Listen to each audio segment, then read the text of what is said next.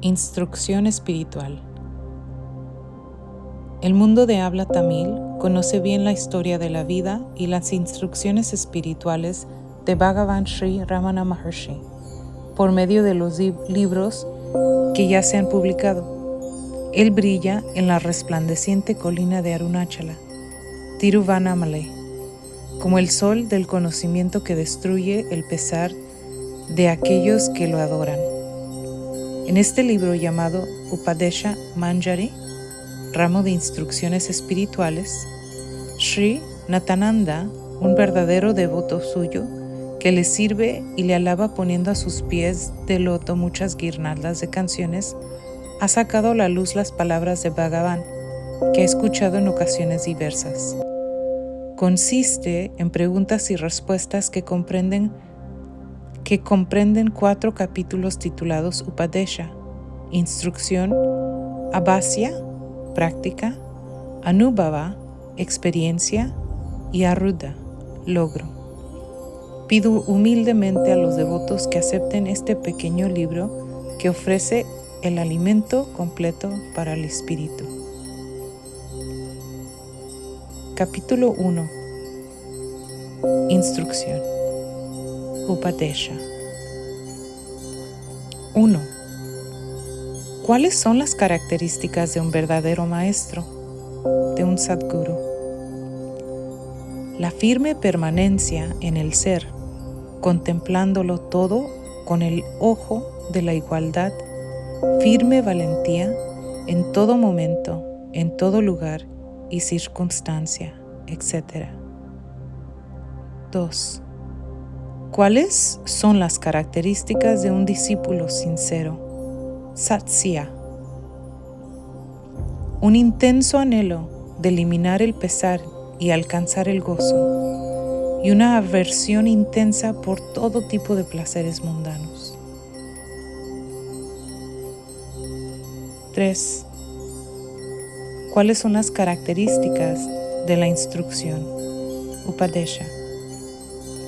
La palabra Upadesha significa cerca del lugar o del sitio.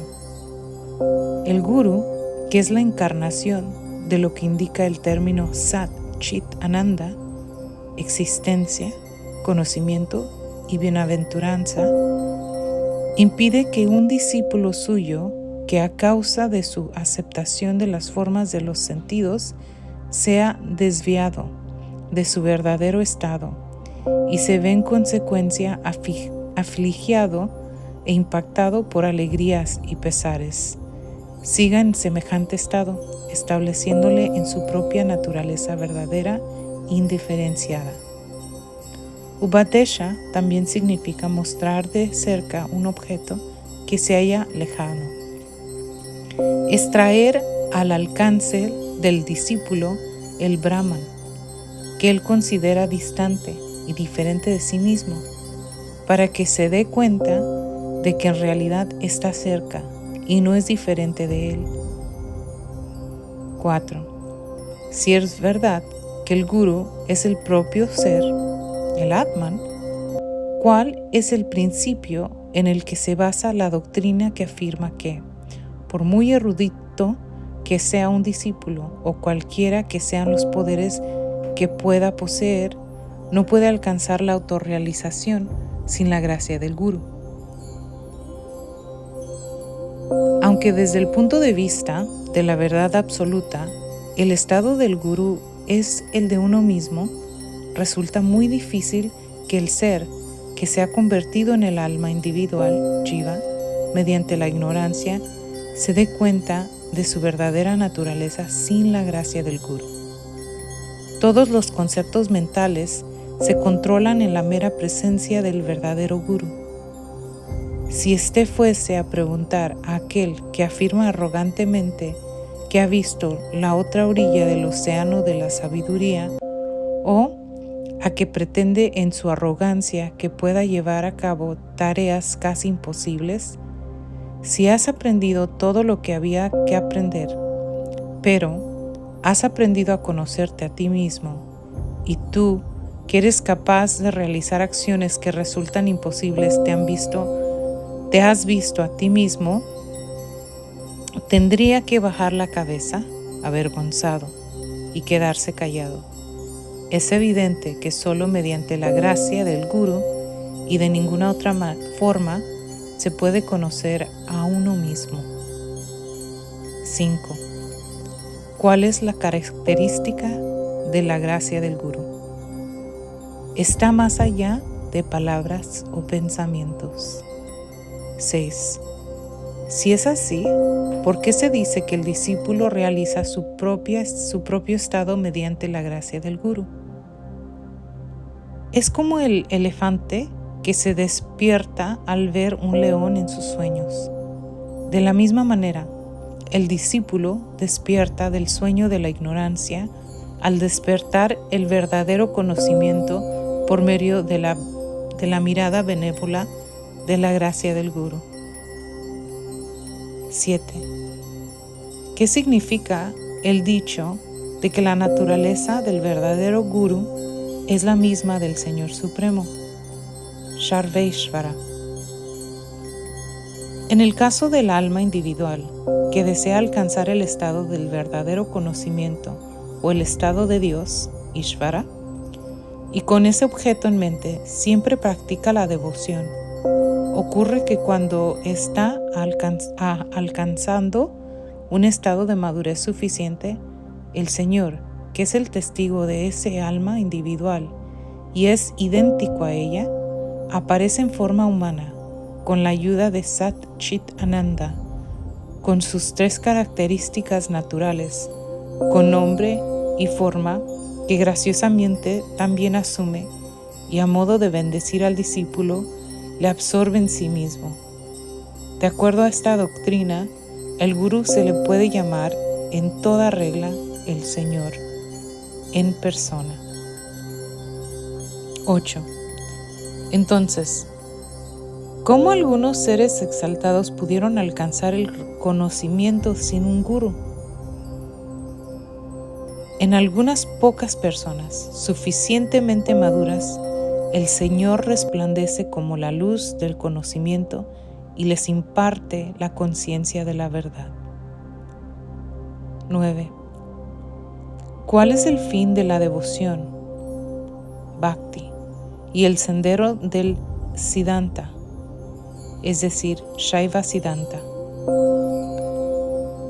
Es aprender la verdad de que las acciones realizadas con devoción y libres de todo egoísmo mediante los 3 instrumentos purificados, cuerpo, palabra y mente, en calidad de sirviente del Señor, se convierten en acciones de Dios y despojarse del sentido de yo y mío. Esta es también la verdad de aquello que los Shaiva Siddhantas denominan para Bhakti, devoción suprema, o vivir en el servicio de Dios, Irae Pani Nitral. 10. ¿Cuál es el fin del sendero del conocimiento, Jnana o Vedanta? El saber la verdad de que yo no es diferente del Señor, Dios, Ishvara, y liberarse del sentimiento del ser, el ejecutor de las acciones, Kartva, Amahamkara, Ahamkara. 11. ¿Cómo se puede afirmar que el fin último de ambos senderos es el mismo? Cualquiera que sea el medio de destrucción del sentido yo y mío, es el objetivo final. Y como son interdependientes, la destrucción de cualquier de ellos provoca la destrucción del otro. Por tanto, para conseguir ese estado de silencio que se encuentra más allá del pensamiento y de la palabra, basta el sendero del conocimiento que elimina el sentido del yo. No hay duda alguna de que el sendero de la devoción y el conocimiento es uno y el mismo. 12. ¿En qué se caracteriza el ego? El alma individual, cuya forma es el yo, se denomina ego. El ser, cuya naturaleza es inteligencia, chit, no tiene sentido del yo, ni tampoco lo tiene el cuerpo insensible. Si a través de cualquier medio posible se destruye la misteriosa aparición de un ego ilusorio que surge entre la inteligente y lo insensible, y que es la causa de todas las dificultades, lo que realmente existe se verá tal como es. Esto se conoce como la liberación, moksha. Capítulo 2. Práctica. Abhyasa. 1. ¿Qué método hay que practicar? Como el ser de una persona que trata de alcanzar la autorrealización no es diferente de sí misma, como no hay nada que lograr que sea superior a uno, y siendo la autorrealización nada más que la realización de la propia naturaleza, el buscador de la liberación, sin dudar o albergar conceptos erróneos, realiza su verdadera naturaleza distinguiendo lo eterno de lo transitorio, y nunca se desvía de su estado natural. Esto se conoce como la práctica del conocimiento. Así es la indagación que conduce a la autorrealización. 2. ¿Puede seguir todos los aspirantes este sendero de la indagación? Es adecuado solo para las almas maduras. El resto debe seguir diferentes métodos según el estado de su mente. 3. ¿Cuáles son los demás métodos? Son stuti, japa, dhyana, yoga, jnana. Stuti es cantar alabanzas al Señor con gran sentimiento de devoción. Japa es recitar mental o verbalmente los nombres de los dioses o mantras sagrados como Om. Mientras se siguen los métodos de Stuti y Japa, a veces la mente se concentrará, se cerrará y a veces quedará difusa, abierta. Los caprichos de la mente no serán evidentes a las personas que siguen esos métodos. Dhyana denota la repetición de los nombres mentalmente. Japa, con sentimiento de devoción. En este método, el estado de la mente se comprenderá con facilidad, puesto que la mente no se concentrará y dispersará simultáneamente. Cuando una persona se encuentra en dhyana, no está en contacto con los objetos de los sentidos, y cuando está en contacto con estos, no está en dhyana. Por tanto, los que se encuentren en este estado pueden observar de inmediato las fluctuaciones de la mente, fijándola en dhyana sin permitir que aparezcan estos otros pensamientos. La perfección en dhyana es el estado de morar en el ser, morar en la forma de eso, Tadakaranaili, puesto que la meditación actúa de una manera extremadamente sutil en el origen mismo de la mente. No resulta difícil percibir el estado de manifestación y apaciguamiento de esta. Yoga, el origen de la respiración, es el mismo que el de la mente. Por tanto, el apaciguamiento de una de ellas conduce a la de la otra. La práctica de aquietar la mente por medio de la respiración, pranayama, se denomina yoga. Fijando la mente en los centros psíquicos como el Sahasrara, loto de los 1000 pétalos, los yogis permanecen durante cualquier periodo de tiempo sin conciencia de su cuerpo. Mientras perdura ese estado, parece que están inmersos en cierto tipo de gozo, pero cuando la mente que se ha tranquilizado emerge, se activa de nuevo. Resumen sus pensamientos mundanos. Por tanto, en cuanto se externaliza, es necesario entrenarla con ayuda de prácticas como dhyana, para que alcance un estado en el que no se produce ni su aparición ni desaparición. Dhyana es la aniquilización de la mente para hacer que asuma la forma del ser. Mediante una práctica constante de dhyana o indagación, vichara, la extinción de la mente es el estado en el que se produce el cese de todo esfuerzo, y los que se establecen en este estado nunca se desvían de él. Los términos silencio, mauna, e inacción se refieren solo a ese mismo estado.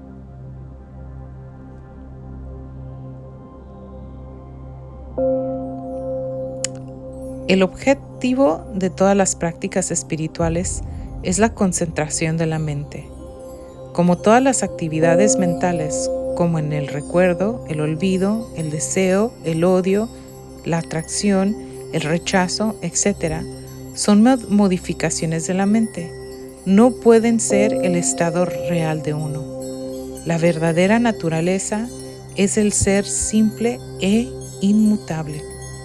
Por tanto, conocer la verdadera del propio ser y serlo se conoce como liberación de la esclavitud y destrucción del nudo. Granti Nasam. Hasta que se haya alcanzado firmemente este estado de tranquilidad mental, es esencial que un aspirante siga con la práctica de morar en el ser, sin desviarse, manteniendo la mente libre de toda perturbación provocada por los diversos pensamientos. 2. Aunque las prácticas para conseguir fuerza mental son numerosas, todas ellas consiguen el mismo objetivo, porque puede comprobarse que aquel que concentre su mente en cualquier objeto logrará, cuando cesen todos los conceptos mentales, permanecer como ese objeto. Esto se llama tener éxito en meditación, dhyana siddhi. Los que siguen el sendero de la indagación se dan cuenta de que la propia mente que permanece al final de la meditación es el objeto de la misma. Como el resultado es semejante en cada caso, el deber del aspirante es practicar continuamente cualquiera de esos métodos hasta que logren alcanzar la meta. 4.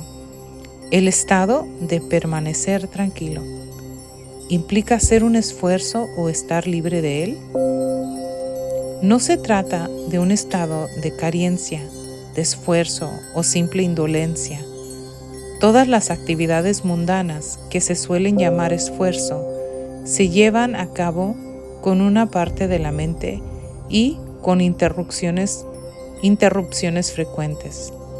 Pero el acto de comunión con el ser, Atma Vyahara, o permanecer quieto internamente, es una intensa actividad que se lleva a cabo con toda la mente y sin interrupción alguna.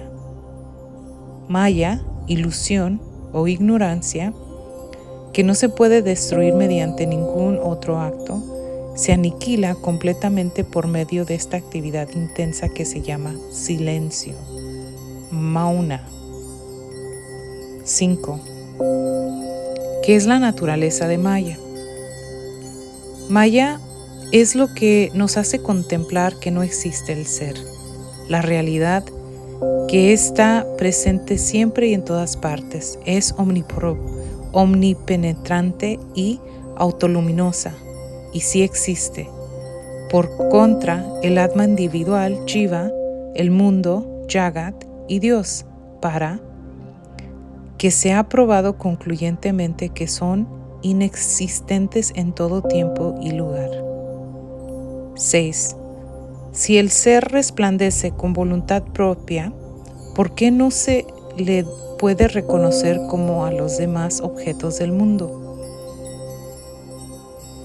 Cualquiera que sea el objeto determinado a conocer, en realidad se trata del ser que se ha reconocido a sí mismo en la forma de ese objeto. Porque lo que se conoce como conocimiento o conciencia no es más que la potencial del ser, Atma Shakti. El ser es único, objeto capaz. El ser es el único objeto capaz de sentir. No hay nada aparte del ser. Si existen esos objetos, todos ellos son insensibles y por tanto o no pueden conocerse a sí mismos o bien no pueden conocerse entre sí. Debido a que el ser no conoce su propia naturaleza de esta manera, da la impresión de que se halla inmerso y lucha en el océano del nacimiento y la muerte, en forma del alma individual. 7. Aunque el Señor es omnipenetrante, parece que se deduce de pasajes como adornándole mediante su gracia, que solo se le puede conocer mediante su gracia. ¿Cómo puede entonces el alma individual, mediante su propio esfuerzo, alcanzar la autorrealización en ausencia de la gracia del Señor? Como el Señor significa el ser y la gracia se refiere a la presencia o revelación del Señor, no hay momento alguno en el que el Señor permanezca desconocido. Si la luz del sol resulta invisible para el búho, la culpa es de este animal y no del sol. De forma similar, ¿no es acaso culpa de las personas ignorantes no percibir el ser, cuya naturaleza eterna es conciencia? ¿Cómo se puede culpar al ser? ¿Por qué la gracia es la naturaleza misma del Señor? Se le conoce como la gracia bendita. Por tanto, el Señor, cuya naturaleza misma es la gracia, no tiene que otorgar su gracia, ni tampoco existe momento alguno en particular para otorgarla. 8. ¿En qué parte del cuerpo se encuentra la morada del ser? Por lo general, se suele indicar que está en la parte derecha del pecho. Esto es así, porque usualmente nos señalamos el lado derecho del pecho cuando nos referimos a nosotros mismos. Algunas personas dicen que en el Sahasrara, el loto de los 1000 pétalos, es la morada del ser. Pero si eso fuera cierto, la cabeza no debería caer hacia adelante cuando nos dormimos o nos desvaneceremos. 9. ¿Cuál es la naturaleza del corazón? Los textos sagrados la describen en los siguientes términos. Entre ambos pezones, debajo del pecho y por encima del abdomen, existen 6 órganos de diferentes colores. Uno de ellos se asemeja a un brote de nenúfar y está situado 2 dedos a la derecha del corazón. Está invertido, en su interior existe un orificio diminuto que es el asiento de la oscuridad densa, ignorancia, y está lleno de deseos. Todos los nervios psíquicos, nadis, dependen de él. Es la morada de las fuerzas vitales, de la mente y de la luz, de la conciencia. Véase el apéndice de la realidad en 40 versos. Pero aunque se describa en estos términos, el significado de la palabra corazón, Hridayam, se refiere al ser, Atman, como lo denotan el término existencia, conciencia, bienaventuranza, eternidad y plenitud, Sat Chit Anandam Nityam Purnam. No tiene diferencias tales como exterior e interior, superior, o inferior. Este estado de tranquilidad en el cual todos los pensamientos llegan a su fin se denomina el estado del ser. Cuando se realiza tal como es, no tiene sentido discutir sobre si se encuentra dentro o fuera del cuerpo. ¿No son lo mismo que los chakras? Porque se originan en la mente pensamientos de muchos objetos incluso cuando no existe contacto algún con los objetos externos. Todos esos pensamientos se deben a las tendencias latentes, purva samskara. Aparecen solo a la conciencia individual, jiva, que ha olvidado su verdadera naturaleza y que se externaliza. En cuanto se perciba cualquier objeto en concreto, debe hacerse la indagación siguiente: ¿quién es el que ve? Y entonces desaparece de inmediato. 11. ¿Cómo se manifiesta a sí mismo el ser en el ser? El triple factor, es decir, conocedor, conocido y conocimiento, que está ausente en el sueño profundo, samadhi, en los estados de vigilia y sueño. A partir del ser se originan sucesivamente: 1. Shidabhasa, conciencia reflejada, que es un tipo de luminosidad. 2. Jiva, la conciencia individual, o el que ve, o el primer concepto. 3. Fenómeno, que es el mundo. 12. Ya que el ser está libre de nociones tales como conocimiento e ignorancia, ¿cómo puede decirse que penetra todo el cuerpo en forma de sensibilidad o que la imparte a los sentidos?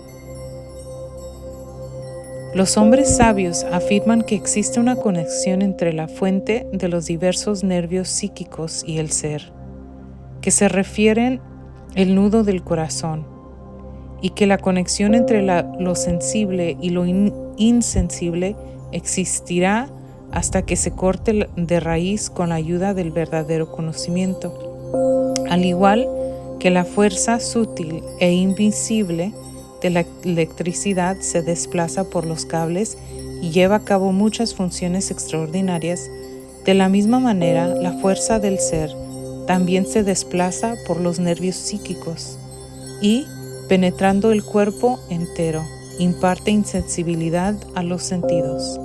Si se corta este nudo, el ser permanecerá tal como siempre es, sin atributo alguno.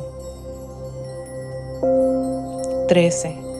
¿Cómo puede existir una conexión entre el ser, que es conocimiento puro, y el triple factor, que es conocimiento relativo? Esto se produce en un sentido como el funcionamiento de un cine, según aparece reflejado en el cuadro siguiente. Sesión de cine: la lámpara en el interior del aparato, el ser. Sesión de cine: la lente que está enfrente de la lámpara. En el ser, la mente pura, sátvica, cercana al ser. 3. La película, que es una larga serie de fotogramas individuales. En el ser, el flujo de tendencias latentes que consiste en pensamientos sutiles. Al igual que los fotogramas aparecen en la pantalla mientras la película lanza las imágenes por medio de la lente, así también el mundo fenoménico seguirá apareciendo al individuo en el estado de vigilia y sueño, mientras tengas impresiones latentes. De la misma manera que la lente amplía las diminutas máculas del fotograma a un tamaño gigantesco, mostrando un gran número de imágenes por segundo, también la mente amplía las tendencias en forma germinal en grandes pensamientos y en un segundo proyecta innumerables mundos. Cuando no hay película disponible, solo se puede contemplar la luz de la lámpara de proyección, y de manera similar, solo resplandece el ser sin el triple factor. Cuando los conceptos mentales en forma de tendencias se encuentran ausentes en los estados de sueño profundo, estupor y samadhi, de la misma manera que la lámpara ilumina la lente, etc., sin verse afectada, también el ser ilumina al ego, Chiddabhasa, etc., mientras permanece impasible. 14. ¿Qué se entiende por dhyana, meditación? Es morar como el propio ser de uno sin desviarse en forma alguna de la propia naturaleza y sin tener la idea de que se está meditando. Como en esta condición la persona no está en absoluto consciente de los diferentes estados de vigilia. El sueño perceptible aquí también se considera como dhyana. 15. ¿Cuál es la diferencia entre dhyana y samadhi? Dhyana se logra mediante un esfuerzo mental deliberado. En samadhi no existe tal esfuerzo. 16.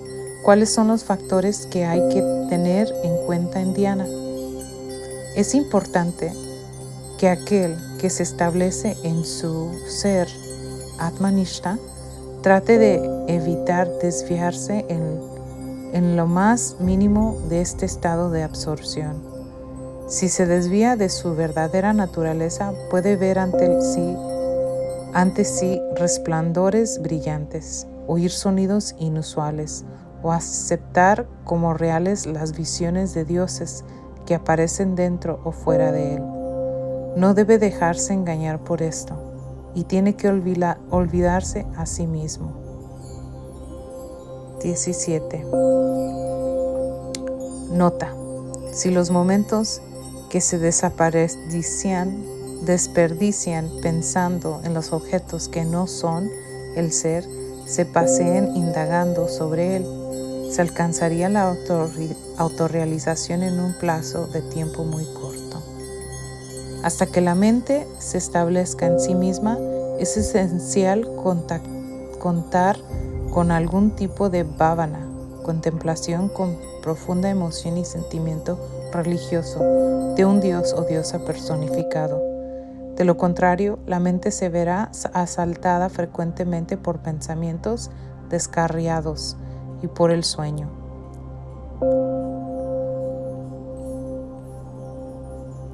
17. ¿Cuáles son las reglas de conducta que debe seguir un aspirante espiritual?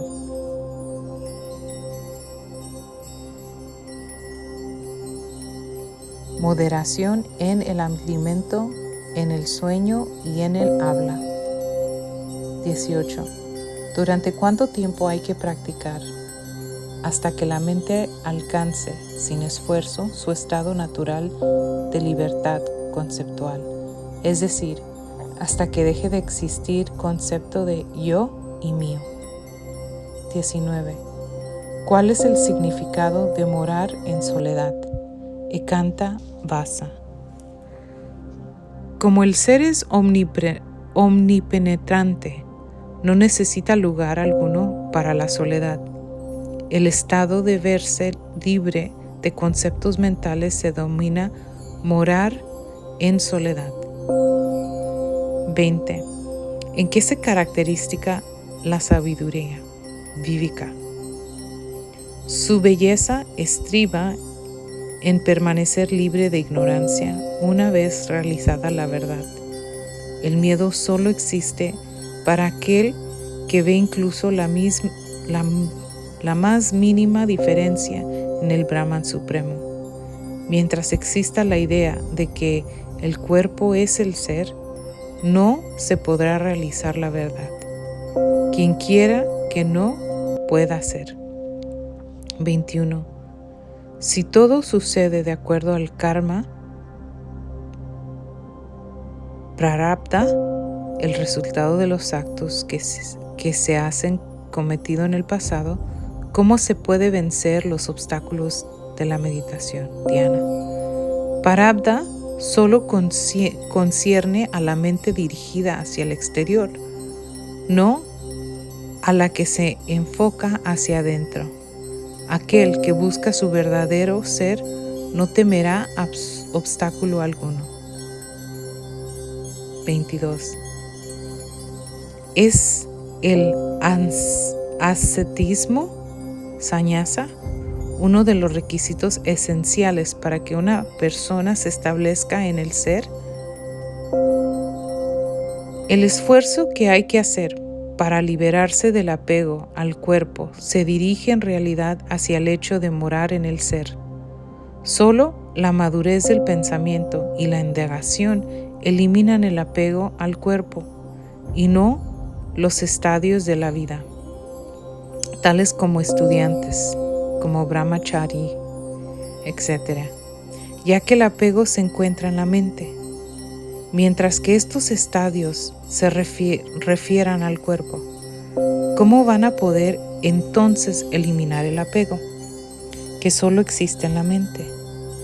Ya que la madurez en el pensar y la indagación pertenecen a la mente, solo estos pueden, indagando con la propia mente, eliminar los obstáculos que se han producido en ella a causa del atolondramiento. Pero como la disciplina del ascetismo, sannyasarama, es el medio del alcanzar el despego, vairagya, y como el despego es el medio de lograr la indagación, el entrar en un orden de ascetas puede contemplarse, por una parte, como una manera de indagar mediante la renuncia.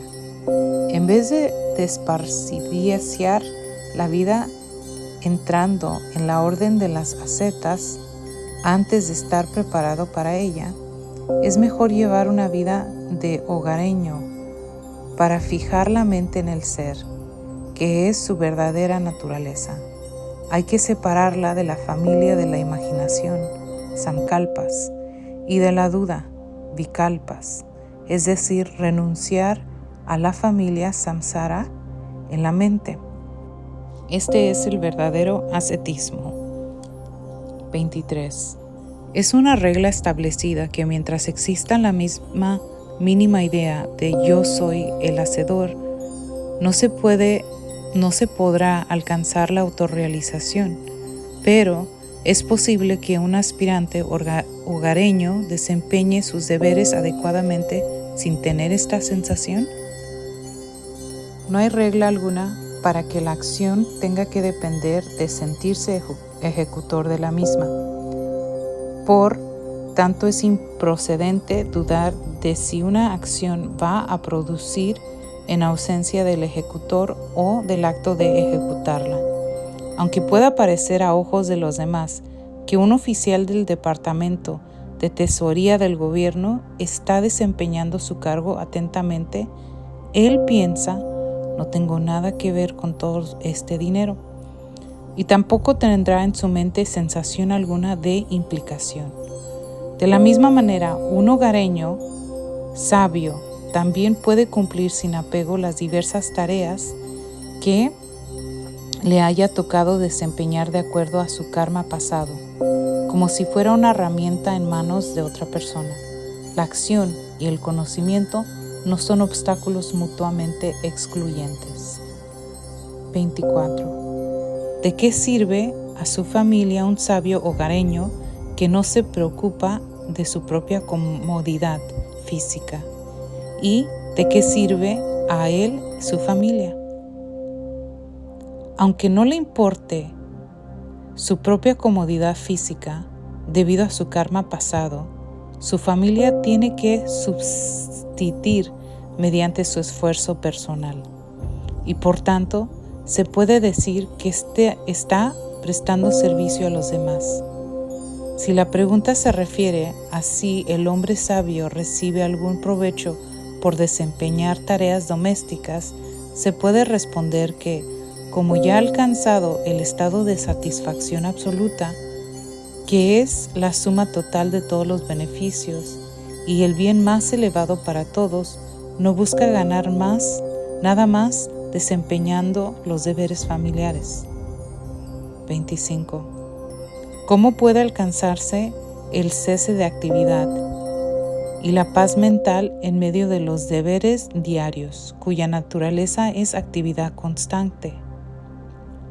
Como la actividad del hombre sabio solo existe a ojos de los demás y no a los suyos propios, aunque pueda estar desempeñando grandes tareas, él en realidad no hace nada.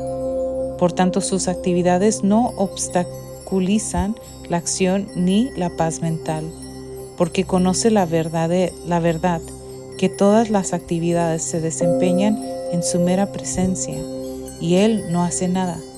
Por consiguiente, permanecerá como testigo silencioso de todas las actividades que se produzcan. 26. Al igual que el karma pasado de un sabio es causa de sus actividades presentes, no se adherirán a él en un futuro las impresiones causadas por sus actividades actuales. Solo se puede llamar sabio aquel que se halla libre de todas las tendencias latentes, siendo así como pueden afectar las tendencias del karma a aquel que está completamente desapegado de la actividad. 27. ¿Qué significa brahmacharya? Solo se puede considerar brahmacharya a la indagación sobre Brahman. 28. ¿Se puede considerar la práctica de brahmacharya que se sigue de acuerdo a las 4 etapas de la vida como un medio para lograr el conocimiento? Ya que los diversos medios para lograr el conocimiento, como control de los sentidos, se incluyen en brahmacharya, las prácticas virtuosas que siguen a aquellos que pertenecen a la orden de los estudiantes brahmacharines son de gran ayuda para su progreso. 29. Se puede ascender directamente de la orden de los estudiantes brahmacharya a la orden de los ascetas, sannyasas. Las personas que realmente competentes no necesitan enfrentar formalmente en las órdenes de brahmacharya, etc., según el orden establecido. Aquel que ha realizado su ser no distingue entre las diversas etapas de la vida. Por tanto, ningún orden especial le ayuda ni le obstaculiza. 30. ¿Pierde algo el aspirante que no observa las reglas de casta y las órdenes de la vida?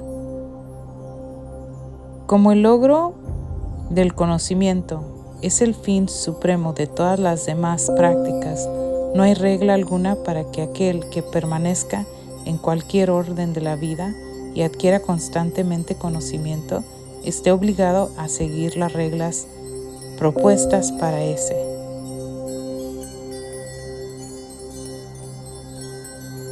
ese orden de la vida específico. Si siguen las reglas de casta y orden de vida, lo hacen para bien del mundo. No obtienen beneficio alguno observando estas reglas, pero tampoco pierden nada si no las siguen. Capítulo 3. Experiencia. Anubhava. 1. ¿Qué es la luz de la conciencia?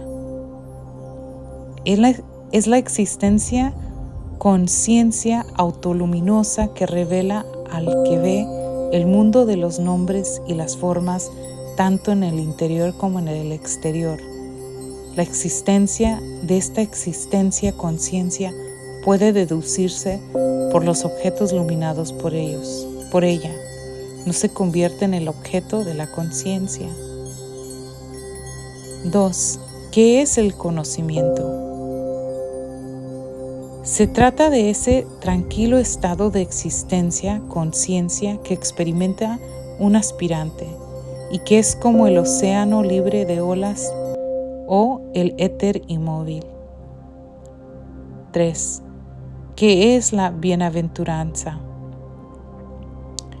Es la experiencia del gozo o paz, o en el estado de jnana, libre de toda actividad y similar al sueño profundo. También se denomina estado de Kevala Nirvikalpa. 4.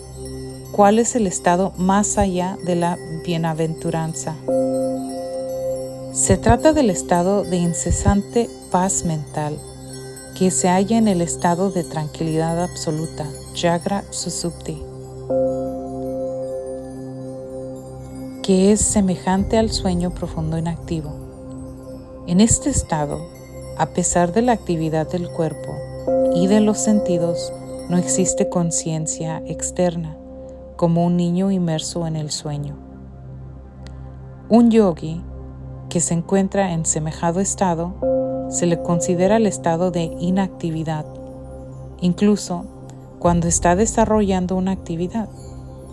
Esto también se denomina Sahaja Nirvikalpa Samadhi, el estado natural de absorción en uno mismo, libre de conceptos. Algunos actos llevados a cabo por los niños que duermen, como alimentarse y beber, son tales solo a ojos de los demás y no a los suyos propios. En realidad, no los llevan a cabo, a pesar de parecer que los hacen. 5. ¿Qué autoridad hay en el principio de decir que todos los mundos móviles e inmóviles dependen de uno?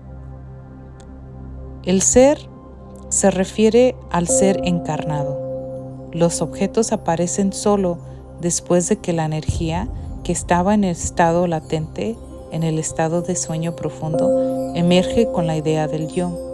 El ser está presente en todas las percepciones en formas del perceptor.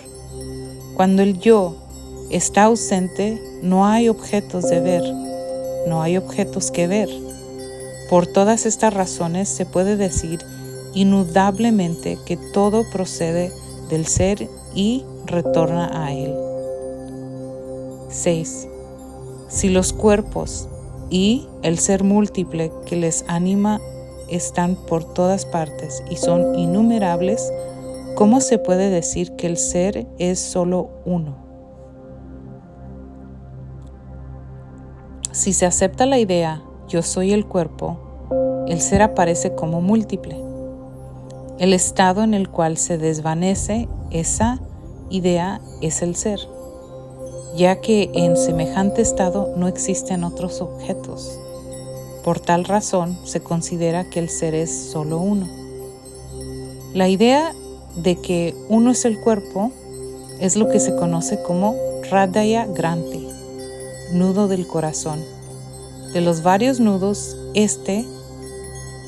que ata lo que es consciente con lo que es insensible, es el que provoca la esclavitud. 7. ¿Cuál es la autoridad que dice que Brahman puede ser aprendido por la mente y al mismo tiempo afirma lo contrario? No puede ser aprendido por la mente impura, pero sí por la mente pura. 8. ¿Qué es la mente pura y qué es la mente impura?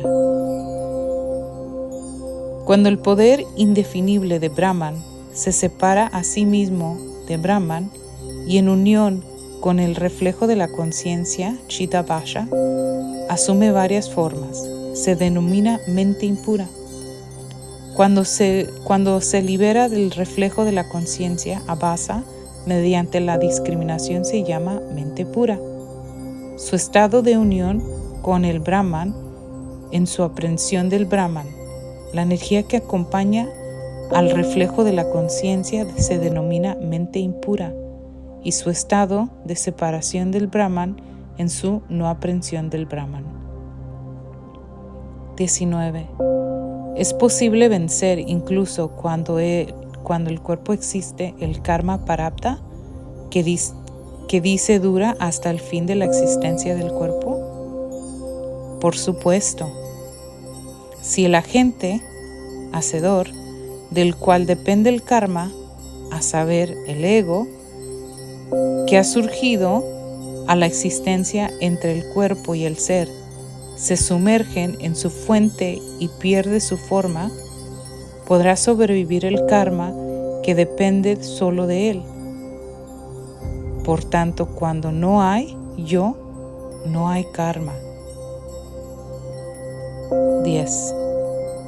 Si el ser es existencia y conciencia, ¿por qué razón se dice que es diferente de la existencia y de la no existencia, de lo sensible y de lo insensible?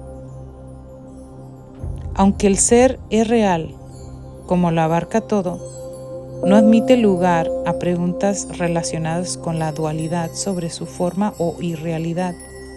Por tanto, se dice que es diferente de lo real y de lo irreal, de forma similar, incluso aunque es conciencia, como no hay nada que tenga que conocer o hacerse conocido, se dice que es diferente de lo sensible y de lo insensible.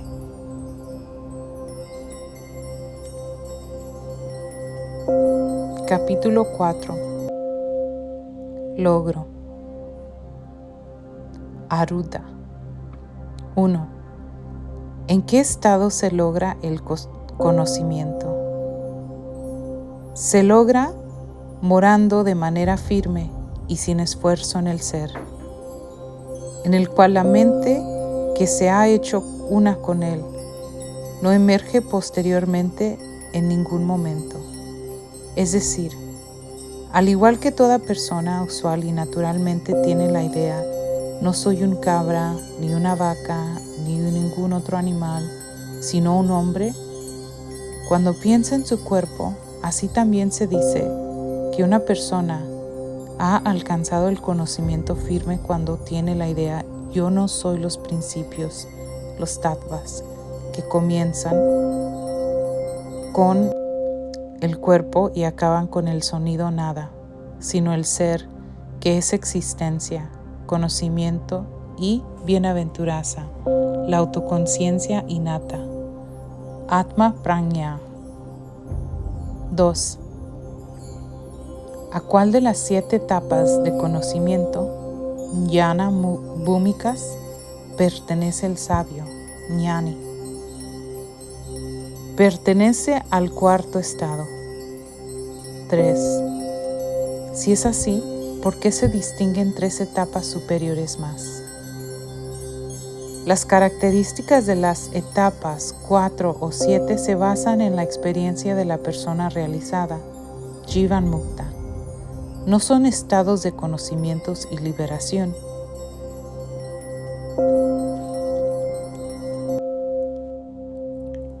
En lo que se refiere a conocimientos y liberación, no se hace distinción alguna en esos 4 etapas. Los 7 jnana bhúmicas son Subhecha, el deseo de la iluminación; Vicharana, indagación; Tanumanasa, mente sutil; Sattvapati, autorrealización; Asamsakti, desapego; Padarpavana, no percepción de los objetos; Turyaga, trascendencia. Aquellos que han alcanzado los 4 bhúmicas se conocen como Brahmavid, Brahmavidyadhara, Brahmavidyarya y Brahmavidvarista respectivamente. 4. Puesto que la liberación es común a todos, ¿por qué solo se alaba en demasiada al varista, al más excelso?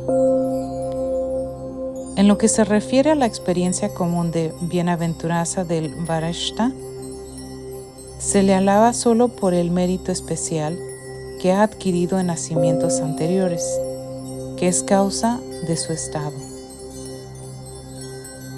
5. Si todos desean experimentar la bienaventuranza constante, la dicha constante, entonces ¿por qué todos los sabios ñanis no alcanzan el estado de varishta? No se puede alcanzar por el simple deseo o esfuerzo. El karma, prarabdha, es la causa. Dado que el ego muere con su propia causa, incluso en el cuarto estado bhúmica, ¿qué agente existe más allá que esa etapa para desear algo o para esforzarse? Mientras haya esfuerzo, no se es un sabio, un ñani. ¿Acaso los textos sagrados, shrutis, que hacen una mención especial del varishta, dicen que los otros tres son personas no iluminadas? 6.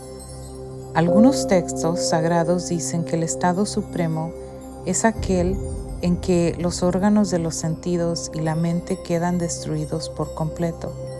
Entonces, ¿cómo puede ser ese estado compatible con la experiencia del cuerpo y los sentidos? Si eso fuera así, no habría diferencia alguna entre ese estado y el estado del sueño profundo. Además, ¿cómo se puede afirmar que se trata del estado natural cuando existe en un momento y no en otro? Esto le sucede, como afirmamos anteriormente, a algunas personas según su karma, prarabdha, durante algún tiempo o hasta la muerte. No se puede llamar en toda regla el estado final. Si se pudiese, significaría que todas las grandes almas y el Señor, que fueron los autores de las obras vedánticas, ñanas, granthas y los Vedas, eran personas no iluminadas. Si el estado supremo es aquel en el que no existe ni la mente ni los sentidos y no el estado en el que existen, ¿cómo puede ser el estado perfecto Parimpurnam? Puesto que solo el karma es responsable de la actividad o inactividad de los sabios. Las grandes almas han declarado que el estado de sahaja, nirvikalpa, es el estado natural sin conceptos. Es el único estado final. 7. ¿Cuál es la diferencia entre sueño normal y sueño en vigilia? Jagat Sushupti. En el sueño ordinario no solo hay pensamientos, sino tampoco conciencia. En el sueño, en vigilia, solo existe conciencia.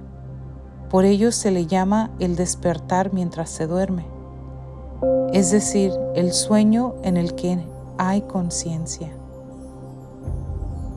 8. ¿Por qué se describe al ser como el cuarto estado, Turiya, y también más allá del cuarto estado, Turyatita? Turiya significa aquello que es cuarto. Los experimentadores de los tres estados de vigilia, sueño y sueño profundo, conocidos como Visva, Taijasa y Prajna, que vagan sucesivamente en esos tres estados, no son el ser. Para poner esto en claro, es decir, que el ser es diferente de ellos y él es el testigo de esos estados, se le denomina el cuarto estado, Turiya. Cuando se sabe esto, los tres experimentadores desaparecen y la idea de que el ser es un testigo, que es el cuarto, también desaparece. Por ello se describe el ser como más allá del cuarto estado, Turyatita. ¿Qué beneficio obtienen los sabios de los libros sagrados?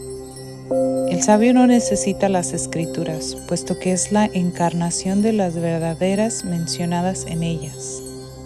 10.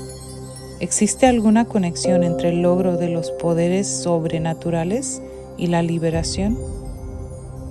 Solo la indagación iluminada conduce a la liberación. Los poderes sobrenaturales son todos apariencias ilusorias creadas por el poder de Maya Shakti. La autorrealización, que es permanente, es el único logro verdadero. Los logros que aparecen y desaparecen siendo el efecto de Maya no pueden ser reales. Se llevan a cabo con el objeto de gozar de la fama, del placer, etc. Vienen espontáneamente a algunas personas como resultado de su karma.